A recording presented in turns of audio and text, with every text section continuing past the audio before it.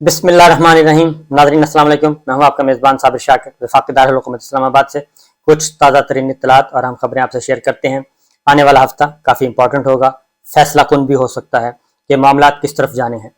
اور یہ set up برقرار رہے گا یا نہیں رہے گا، اور موجودہ حکمراں اتحاد یہ سلامت رہے گا یا پھر وفات پا جائے گا. اس کے بارے میں اہم فیصلے ہونے ہیں اور آئندہ ہفتہ بہت ہی امپورٹنٹ ہے. اس ہفتے میں پتہ چل جائے گا کہ کس طرف یہ اونٹ کروٹ بیٹھے گا. اس کی ریزن یہ ہے کہ پاکستان پیپلز پارٹی کو اب گمان یا شک نہیں بلکہ یقین ہوتا جا رہا ہے کہ مسلم لیگ نواز یعنی کہ شریف فیملی ایک بار پھر ان کے ساتھ ہاتھ کرنے والی ہے اور بڑی خاموشی سے در پردہ پس پردہ بند کمروں میں کچھ اور معاملات اپنے الگ تھلگ طے کرنے کی کوشش کر رہی ہے، اور اس کے لیے وہ پاکستان پیپلز پارٹی کو بھی ایک ٹیشو پیپر کے طور پہ ہی استعمال کرے گی اور بوقت ضرورت جب ضرورت پوری ہو جائے گی اس کو بھی فارغ کر دے گی، اور آہستہ آہستہ مسلم لیگ نواز شریف فیملی اپنے ہدف کی طرف بڑھ رہی ہے. اور ان کا ہدف جو ہے وہ ہے سپٹمبر 18 سپٹمبر کے بعد ان کا ہدف جو ہے وہ شروع ہو جائے گا. اب یہ باتیں پیپلز پارٹی کے بھی علم میں آ چکی ہیں، زرداری صاحب کے علم میں بھی آ چکی ہیں، کچھ شواہد بھی ان کو مل چکے ہیں، اور ان کی لیڈرشپ نے بھی زرداری صاحب کو بھی بلاول بھٹو کو بھی ان کو بتا دیا ہے کہ جناب چیئرمین اور جناب کو چیئرمین معاملات اس طرف جا رہے ہیں، ذرا تھوڑا سا الرٹ ہو جائیں.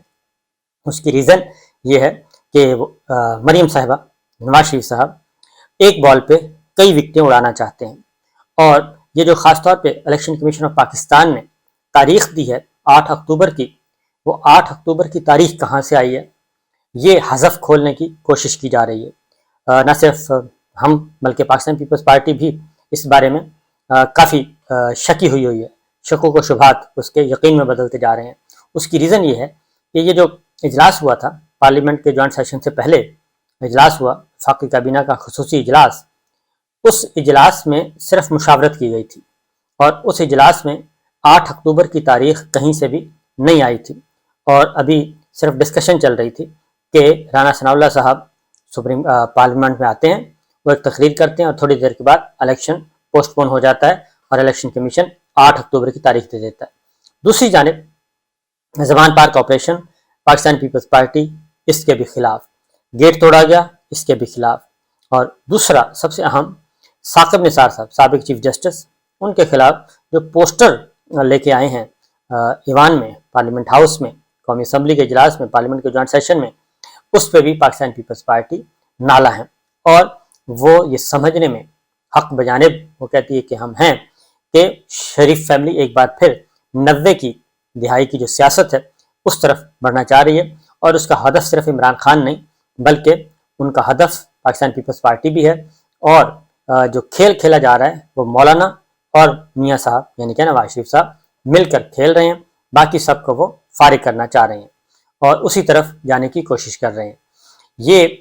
جو خاص طور پہ اب کھل کے بات کرتے ہیں کیونکہ زبان زد عام،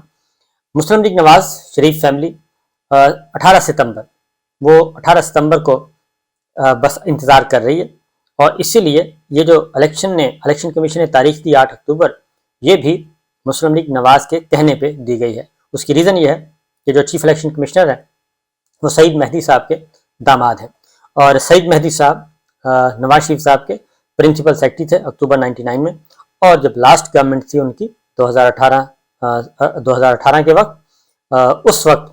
2018 جب نواز شریف صاحب کی حکومت ختم ہوئی ہے شاہد خاقان عباسی صاحب کی، اس وقت بھی سعید مہدی صاحب جو ہیں وہ ایک اہم عہدے پر، ایک ریگولیٹری اتھارٹی پہ ان کے سربراہ تھے.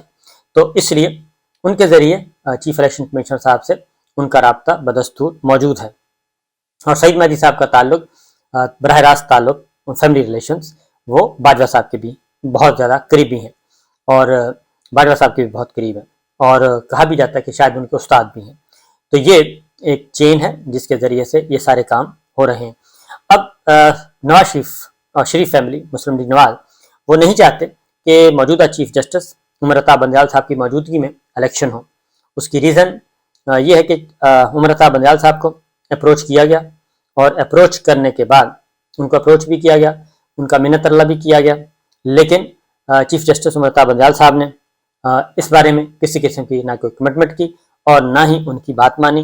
اور نہ صرف یہ کہ پنجاب الیکشن، خیبر پختونخوا الیکشن، نہ کیس سنا اور کیس بھی سنا اور حکم بھی جاری کیا، اور وہ حکم آ چکا ہے۔ اس کے بعد جب یہ بات نہیں بنی تو مریم صاحبہ نے بھرے جلسے میں نہ صرف جسٹس اعجاز الحسن صاحب کو بلکہ جسٹس مظاہر علی اکبر نقوی صاحب، ان دونوں کی تصویریں بھی دکھائیں اور ان کو بھی ملائن کرنے کی کوشش کی، اور ساتھ ہی ساتھ عمرتا بنجال صاحب کو بھی کافی سنائیں انڈائریکٹ، اور نام لے کے بلکہ کہیں کہ آپ کے نیچے جو کچھ ہو رہا ہے ہمیں پتہ ہے۔ پھر اس کے بعد انہوں نے آڈیوز کو مینیج کی، آڈیوز بھی آ چکی ہیں وہ بھی رکھ لی، اور پھر محمد خان بھٹی ان کے ٹانگ پہ ٹانگ رکھ کے ان کے ساتھ ایک اسکرپٹڈ انٹرویو جو ہے بیان جو ہے وہ اس کو لایا گیا، اور اس کا ایک پیس جو ہے وہ سوشل میڈیا پہ بھی ڈال دیا گیا اور دے دیا گیا اپنے لائک مائنڈڈ میڈیا پرسنس کو۔ ظاہر ہے میڈیا پرسنس کے پاس جب خبر آتی ہے تو انہوں نے دینی ہوتی ہے۔ تو اب نمبر 1 اب یہ کہتے ہیں کہ ایک تو جسٹس مظاہر علی اکبر نقوی صاحب سلسلہ شروع ہوا اس آڈیو ٹیپ سے جو کہ چودھری پرویز الہی صاحب کے ساتھ ان کی گفتگو تھی، وہاں سے یہ سلسلہ شروع ہوا۔ پتہ چلا وہ ستمبر 2022 کی ویڈیو ہے، پرانی ویڈیو ہے، اور وہ ایک چالان ہوا تھا وہ ہے۔ جب وہ پتہ چل گیا تو اس کے بعد اس ویڈیو سے تو ہٹ گئے، پھر پراپرٹیز نکال کے لے آئے، اور پراپرٹیز سے بھی کچھ نہیں بنا۔ اس کے بعد پھر میڈیا ٹرائل شروع کر دیا، اور ریفرنس کس نے فائل کیا؟ ریفرنس فائل کیا عمران خان صاحب پہ قاتلانہ حملے کے ملزم نوید کے وکیل میاں داؤد نے، انہوں نے ریفرنس فائل کیا، انہوں نے اپنی پراپرٹیز کی ساری ڈیٹیل بھی دے دی جسٹس مظاہر علی اکبر نقوی صاحب نے۔ تو اب وہ آڈیو تو پیچھے چلی گئی، اب یہ آگے نئی آڈیو نئے پراپرٹیز کے۔ اب دوسری جانب chief justice Lahore high court ان کی بھی گفتگو وہ بھی ریکارڈ کر لی، اور ان کے داماد کو بنیاد بنایا، اور اس طریقے سے وہ لاہور ہائی کورٹ میں اصل مسئلہ کیا ہے؟ اصل مسئلہ یہ ہے کہ یہ عمران خان صاحب کو کچلنا چاہ رہے تھے عدلیہ کے ذریعے سے، اور 2 مطالبات تھے ان کے۔ ایک تو عمران خان صاحب کو عدلیہ کے ذریعے کچل دیا جائے اور ڈسکوالیفائی کر دیا جائے، جیل ڈال دیا جائے، ہم جو مقدمے ہیں ان پہ بیل نہیں ہونی چاہیے، ان کو ریلیف نہیں ملنا چاہیے۔ اور دوسرا مطالبہ یہ تھا کہ نواز شریف صاحب کو واپس لایا جائے، ان کی سزائیں ختم کی جائیں، اور ان کی نہ صرف سزائیں ختم کی جائیں، ان کی ڈسکوالیفیکیشن بھی ختم کی جائے۔ فیصل واڈا کے جب کیس تھا اس وقت اپروچ کیا گیا تھا، وہ معاملہ نہیں بنا، اور اس کے بعد کیونکہ فیصل واڈا، جہانگیر ترین، نواز شریف صاحب تینوں کو وہ کہتے تھے کلب کریں، ان کو ریلیف ملے گا، ہمیں بھی مل جائے گا، لائف ٹائم جو ہے ڈسکوالیفیکیشن اس کو ختم ہونا چاہیے۔ اسی وجہ سے ثاقب نثار صاحب کے بھی یہ خلاف ہیں، کیونکہ ثاقب نثار صاحب نے جو نظر ثانی کی درخواست بھی خارج کر دی تھی، اور عمران خان صاحب کو صادق اور امین قرار دیا تھا، جہانگیر ترین صاحب کو فارغ کر دیا تھا، اس لیے ان کے بھی خلاف ہیں۔ تو ایک طرف chief justice Lahore high court کو پریشر میں لا رہے ہیں کہ کیونکہ پنجاب میں ان کی وہ کہتے ہیں کہ پنجاب ہمارا ہے، تخت لاہور ہمارا ہے، ہمارے ہوتے ہوئے یہ کیسے ممکن ہے کہ یہ سب کچھ ہو جائے، اس لیے وہاں پہ یہ ریزسٹنس ہے۔ ادھر سپریم کورٹ آف پاکستان سے ریزسٹنس مل رہی ہے۔ اب انہوں نے کوشش ان کی ہے، پہلے جسٹس مظاہر علی اکبر نقوی صاحب کا لایا،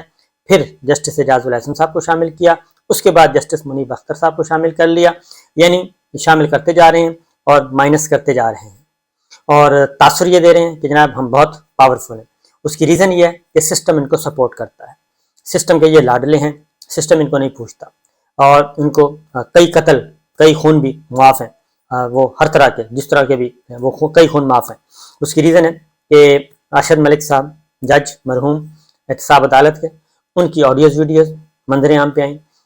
جنہوں نے ریکارڈ کی وہ بھی ہمارے سامنے، ان کی تصویریں بھی سامنے آ رہی ہیں۔ وہ پھر صاحب آ گئے برطانیہ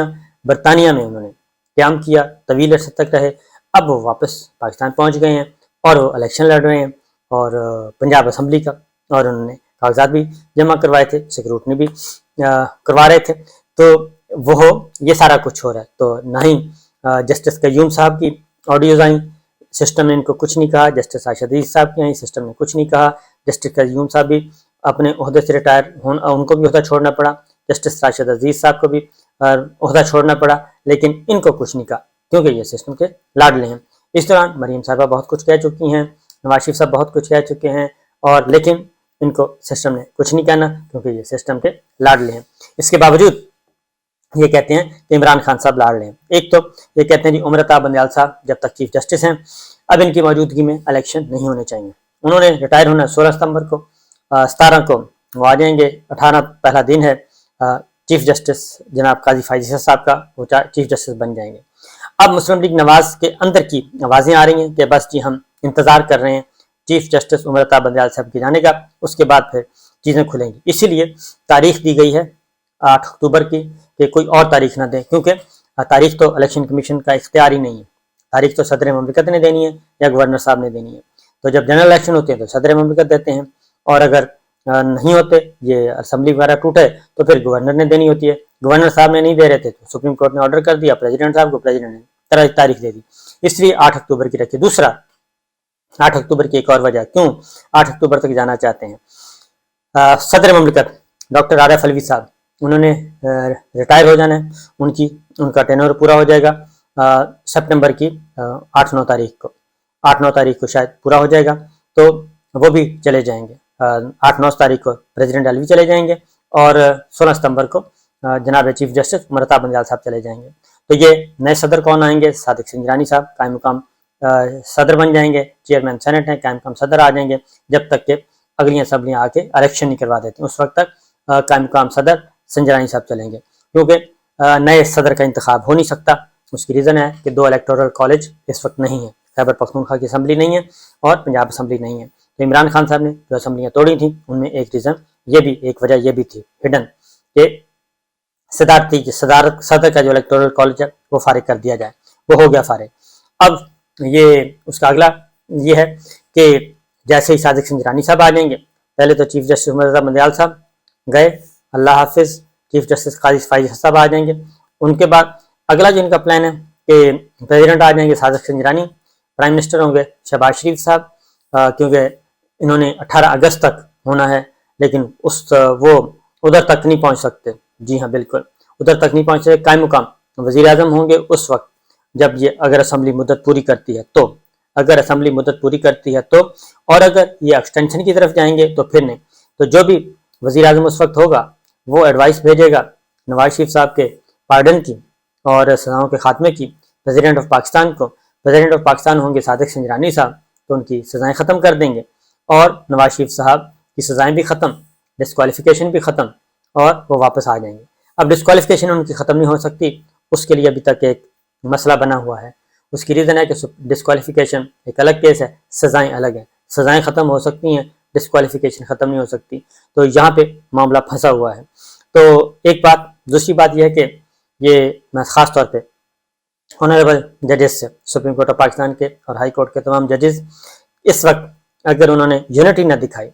اور جو ان کا جو اسکرپٹ ہے ڈیوائڈ اینڈ رول کا، یہ بات ذہن میں رکھیے کہ ان کے پاس 2 اسکرپٹ ہیں. انہوں نے صرف ادھر ہی نہیں بلکہ جسٹس قاضی فائز صاحب کی اپوزیشن ابھی سے وہ تیار کر رہے ہیں. ابھی سے سخت ترین شدید ترین ایک اپوزیشن تیار کی جا رہی ہے جسٹس قاضی فائز صاحب کے لیے. جیسے جسٹس قاضی فائز صاحب آئیں گے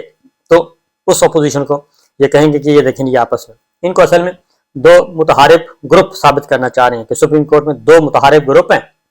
اور ایک جسٹس قاضی فائز صاحب ایک کو لیڈ کر رہے ہیں، دوسرے کو چیف جسٹس عمر عطا بندیال صاحب کر رہے ہیں. تو اس لیے یہ 2 متحارب گروپ ہیں.